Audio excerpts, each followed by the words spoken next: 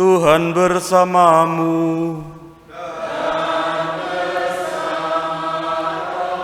Inilah Injil suci menurut Lukas.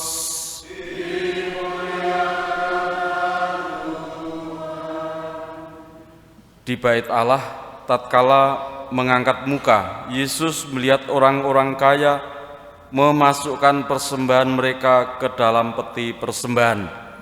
Ia melihat juga seorang janda miskin memasukkan 2 peser ke dalam peti itu. Maka Yesus berkata, "Aku berkata kepadamu, sesungguhnya janda miskin ini memberi lebih banyak daripada semua orang itu. Sebab mereka semua memberikan persembahannya dari kelimpahannya, tetapi janda ini memberikan dari kekurangannya, bahkan ia memberikan seluruh nafkahnya." Demikianlah sabda Tuhan. Terpujilah Kristus.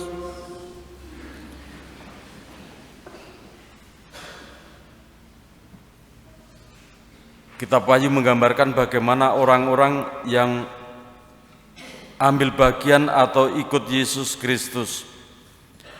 Dikatakan ada banyak ribu orang.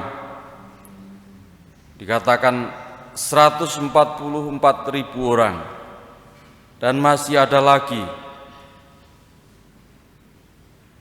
Dan mereka hidup dalam sukacita, mereka hidup dalam nyanyian baru, dan dikatakan tidak seorang pun dapat mempelajari nyanyian itu selain daripada ke 144.000 yang telah ditebus dari bumi ini.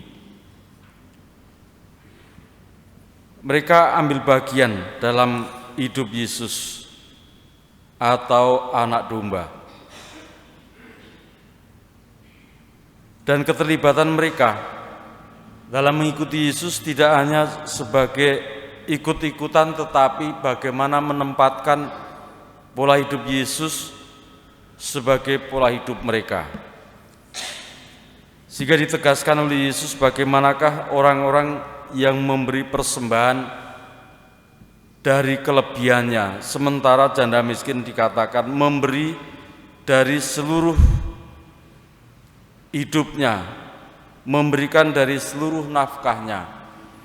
Dengan kata lain, kita diajak untuk bagaimana dengan sepenuh dan sebulat hati kita bersama Tuhan Yesus Kristus, menempatkan Dia sebagai penuntun hidup kita, menempatkan Dia sebagai daya dorong hidup kita, dan kepadanya kita hidup ini, sehingga perjalanan kita membuahkan suatu sukacita yang sejati, sukacita yang didasarkan pada kasih Yesus sendiri.